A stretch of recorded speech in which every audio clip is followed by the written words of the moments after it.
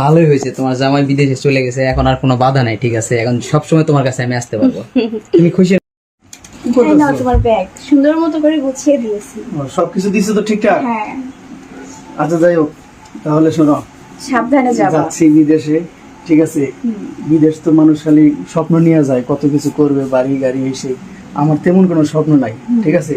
তোমাকে যদি দুটো ডাল ভাত ঠিক মতো আমি দিতে পারি, আর তুমি যদি সুখে থাকো, তাহলে কিন্তু আমার সুখ। ভুলেও কিন্তু মন খারাপ করবা না। আচ্ছা, মন খারাপ করবে, কিন্তু আমার একা একা একটু ভালো লাগে না। তুমি থাকবা, তখন এই যে তুমি আছো সাথে ছিলে, এটা আমি মানে একা একা মনে ভয় করে। আমার কি মন চায় না যে আমি আমার বউটারে নিয়ে থাকি? কিন্তু কি করব বলো, কষ্টের সংসার, যেতে তো হবে কোনো না কোনো। তুমি যেখানে থাকবা ভালো থাকবা। আচ্ছা ঠিক আছে দুলাল, বাই বাই। আমার বন্ধু একসাথে লেখাপড়া করছি তো, ওদের বাড়িতে থাকে, এখন চোখে দেখতে পায় না, একটু অন্ধ, বুঝছো? এখন এয়ারপোর্টে তোর নিয়ে যেতে পারতেছি না। আমি বারবার বললাম আশা লাগবে না, এমনি আমি তোর জন্য খুশি আছি, কিন্তু মানলো না। না আমার একটু হাত দিলেও ধরবে, চোখ যাতে দেখতে পারতেছে না, তো ও 2 দিন আমার বাসায় থাকবে। হ্যাঁ, আমার কাছে থাকবে কেন? ওনার কোনো জায়গা নেই? আরে আমার কাছে আসছে, আমার বাড়িতে 2 দিন ও থাকবে না? ও তুমি রাখো, একটু দেখো। আমি তো চোখে দেখি না বোন, ওই ও দুটা কথা শোনা লাগাইছি, কত দিনের জন্য বিদেশে যাইবো গা, ও আর আমি কত ভালোবাসি, আমার থুয়া যাইবো, এই জন্য আমি আইছি।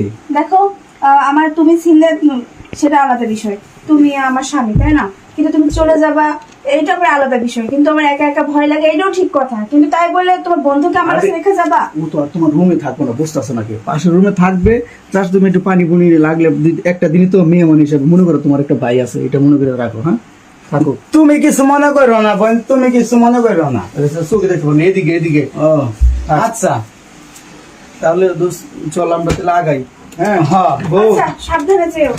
যাই, ভালো করে থাকো। হ্যাঁ আচ্ছা।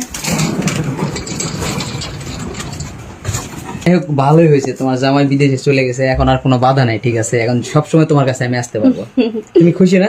আমি তো অনেক খুশি, তুমি ঠিকই বলছো। আমার জামাইটাকে না আমার একটু ভালো লাগে না, একদম বলদ একটা। একদম বলো। তুমি কত ভালো, কত রোমান্টিক। এখন একদম। এখন তো আর বাধা দেয় না, তোমার শ্বশুর নাই, শাশুর নাই, কেউ নাই। ঠিক আছে, কেউ এখন নাই। যখন মন চাইবে আমি আসতে পারবো, ঠিক না? আর একটা অন্ধ রেখে গেছে, অন্তত চোখে দেখতে পাই না। হ্যাঁ, ওই অন্ধ তো চোখে তো দেখতে পারে না, আর ওই রুমের ভিতর থাকলেও তো কিছু দেখতে পাবে না। দেখতে পাই। বন্ধু হ্যাঁ বল। আয় তুই বাড়িতে। কি আমি হয়েছে? তোরে যে বলছিলাম যে তোর বাবা এরকম করে, পরকিয়া করে অন্য ছেলের সাথে, তুই আমার কথা বিশ্বাস করস নাই। আরে রাত পয়লে তো আমার ফ্লাইট, আমি কি করবো? তোর ফ্লাইটের দরকার নাই, সবচেয়ে বড় ফ্লাইট হয়েছে তোর বাসায়। তুই আগে বাসায় আয়, তারপর দেখ তোর বর কীর্তকাণ্ড। কি করছে নিজের আমার বউ? চোখে। কি করছে? নিজের চোখে দেখলেই বিশ্বাস করতে পারবি। তুই যাওয়ার সাথে সাথে একটা ছেলে নিয়ে ঘরের ভিতরে ঢুকছিস। কষ্ট কি তুই? আচ্ছা ঠিক আছে, আমি এখন আইতেছি। ঠিক আছে, ফোন রাখ। রাখলাম। আচ্ছা। হ্যাঁ জান, তুমি ঠিকই বলেছো। আয় ভাই। আমার চোখে দেখতে পাবে। আমার বন্ধু কানা।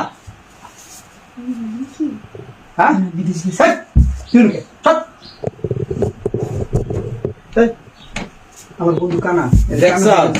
না, হ্যাঁ, আমার বন্ধুই বলছিল দেখ বিদেশে যাবি, এখন বর্তমান হাব ভাব কিন্তু ভালো না। এখন যে যাওয়ার আগে আমার একটা কথা শোন, তাই ও কানা সাইজেছে। আমার কানা, আমার ক্লাসমেট, আমার দিল কা দোস্ত। তার মানে তোমরা দুজন জেনে শুনে আমার সাথে নাটক করলে? আমি কানা না, আমি কানা, জবেদা কানা, আমি সব দেখতে পারি। তোমার এই কীর্তি কারখানা আমি আগেই দেখছি।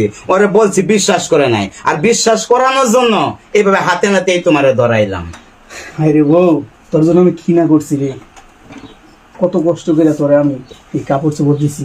হ্যাঁ, নিজে না খাইয়া বাজার থেকে তোর লেগে খাবার হয়েছি। রাত্রিবেলায় মানুষ সন্তানের লেগে খাবার নিয়ে আসে, আর আমি তোর লেগে মজা কিনে নিয়ে এসেছি, কত কিছু না দিছি।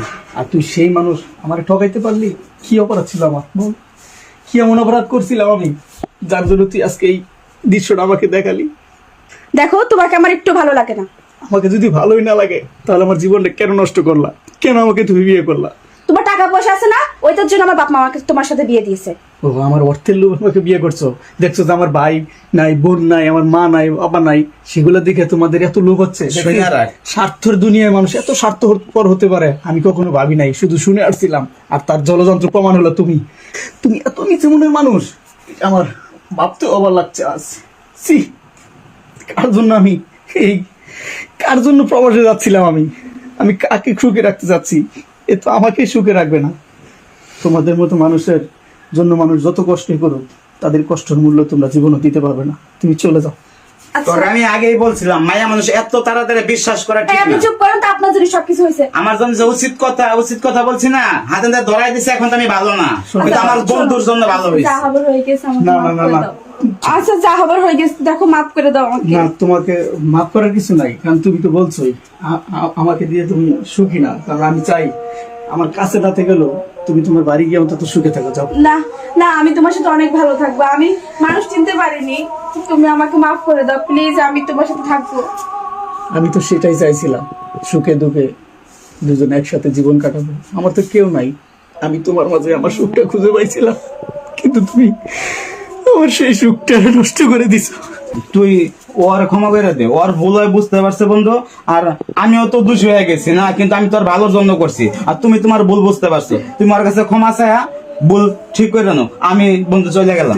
মাফ করতে হতো, আমার ভুল হয়ে গেছে। তাহলে আরেকটা কথা আছে, তোমাকে আমি ক্ষমা করবো ঠিকই, কি কথা? আমি আর বিদেশে যাব না। সত্যি বিদেশ যাবা না তুমি? ডাল ভাত যা খাই দুজন একসঙ্গে থাকবো। আচ্ছা আচ্ছা ঠিক আছে? আচ্ছা